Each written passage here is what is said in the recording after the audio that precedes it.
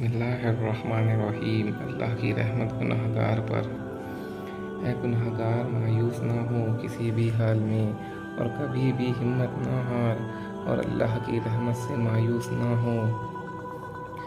یاد رکھ، میرا رب مثل انسان نہیں، بلکہ وحدہ لا شریک، بے عیب، غیر محتاج، اور مثل انسان سے بالکل پاک و بے نیاز ہے۔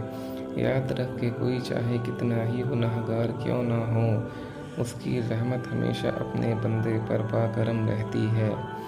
حضرت ابو ہریرہ رضی اللہ تعالیٰ عنہ سے مروی ہے، رسول اللہ صلی اللہ علیہ وسلم نے ارشاد فرمایا، پہلے زمانے کے ایک شخص نے کبھی کوئی نیک عمل نہیں کیا تھا۔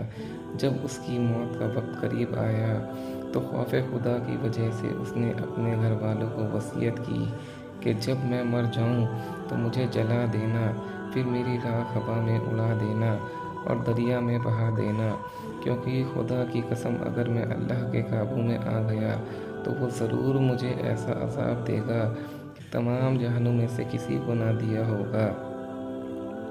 جب وہ مرا تو گھر والوں نے وصیت کی وجہ سے ویسا ہی کیا جو اس نے کہا تھا۔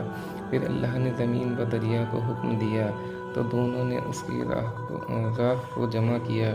اللہ نے اسے زندہ کر کے پوچھا کہ تو نے ایسی وصیت کیوں کی تھی؟ اس نے عرض کیا، اے میرے رب، تو خوب جانتا ہے کہ یہ صرف تیرے خوف کی وجہ سے تھی۔ تو اللہ نے اس شخص کی بخشش فرما دی۔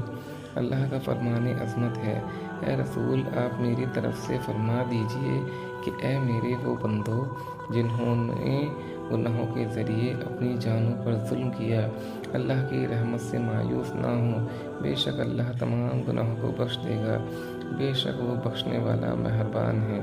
حضرت ابو ہریرہ رضی اللہ تعالیٰ عنہ روایت کرتے ہیں، رسول اللہ صلی اللہ علیہ وسلم نے ارشاد فرمایا، بے شک اللہ کی 100 رحمتیں ہیں، اس نے انسانوں اور جنات اور جانوروں اور حشرۃ الارض کے بیچ میں سے فقط ایک نازل فرمائی ہے۔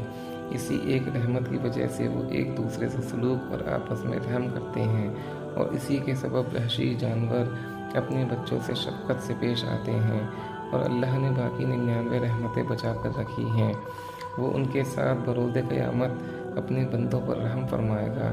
ذرا سوچ کہ تیرے رب نے ایک پہلے کے نبی کے اتنے بڑے گناہگار امتی کو فقط اس کی قلبی کیفیت کی وجہ سے بخش دیا، تو اپنے حبیب صلی اللہ علیہ وسلم کے اس امتی کے لیے جو اس کی توفیق رفیق سے خوف کے ساتھ ساتھ کچھ نہ کچھ نیک عمل کر ہی لیتا ہے، اپنی رحمت کے دروازے کیوں بند کر دے گا؟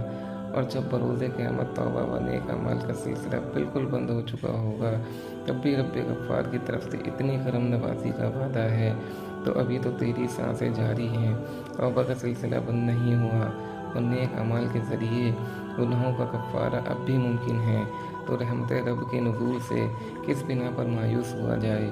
حضرت ابن عباس رضی اللہ تعالیٰ عنہ کہتے ہیں، رسول اللہ صلی اللہ علیہ وسلم نے ایک شخص سے فرمایا، 5 کو 5 سے پہلے غنیمت جان، زندگی کو موت سے پہلے، فراغت کو مصروفیت سے، مالداری کو غربت سے، جوانی کو بڑھاپے سے، صحت کو بیماری سے۔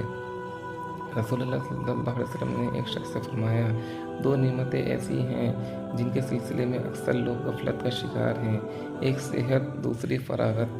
رسول اللہ صلی اللہ علیہ وسلم نے ایک شخص سے فرمایا، قیامت قریب آ چکی ہے اور لوگوں میں دنیا کی حرص اور اللہ سے دوری ہونے میں اضافہ ہی ہوگا۔ رسول اللہ صلی اللہ علیہ وسلم نے ارشاد فرمایا، میری امت کی عمر 60 یا 70 سال تک ہوگی۔ پہلے کے لوگوں کے وقت میں بڑی برکت تھی، وقت کاٹے نہ کٹتا تھا، جبکہ آج کے حساب سے اپنی پہلے کی زندگی کو دیکھا جائے تو ایسا لگتا ہے جیسے بس چند لمحوں پہلے ہی کی بات ہے، صبح ہوتی ہے پھر شام ہونے کا پتہ نہیں چلتا۔ یقیناً ہمارے نبی نے اس کی بہت پہلے خبر دی تھی۔ رسول اللہ صلی اللہ علیہ وسلم نے فرمایا، قیامت قائم جب تک نہ ہوگی جب تک کہ ایک زمانہ دوسرے زمانے سے بہت قریب نہ ہو جائے گا، سال، مہینے، ہفتے، دن، گھنٹہ اور گھنٹہ آگ کے سبب پیدا ہونے والی چنگاری کی طرح مختصر نہ ہو جائے۔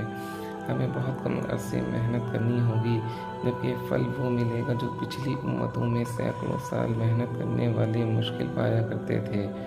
وجہ یہ ہے کہ رحمت کونین صلی اللہ علیہ وسلم سے نسبت کی وجہ سے اللہ اس امت پر پہلے ہی بہت مہربان ہے، پہلے کی امتیں عبادت کے لیے مخصوص عبادت خانوں میں جانے پر مجبور تھیں، جبکہ ہمارے لیے پوری زمین کو سجدہ گاہ بنا دیا گیا۔ پہلے کی امتیں قربانی اور مال غنیمت میں سے کچھ نہیں لے سکتے تھے، بس مقبول ہونے کی صورت میں ایک آسمانی آگ اسے جلا دیتی تھی، لیکن ہمیں ان میں سے حصہ دیا گیا ہے۔ وہ پانی ہی سے طہارت حاصل کر سکتے تھے، جبکہ ہمارے لیے مٹی کو بھی پاک کرنے والا بنا دیا گیا۔ ان کے ہر گناہوں پر توبہ کے ساتھ ساتھ کفارے کی ادائیگی لازم تھی۔ ان کا گناہ دوسروں پر ظاہر کر دیا جاتا تھا، جبکہ چند گناہ جیسے زنا، چوری وغیرہ کو چھوڑ کر ہمارے لیے باقی تمام میں پوری پردہ داری کے ساتھ فقط توبہ کو ہی کافی رکھا گیا ہے۔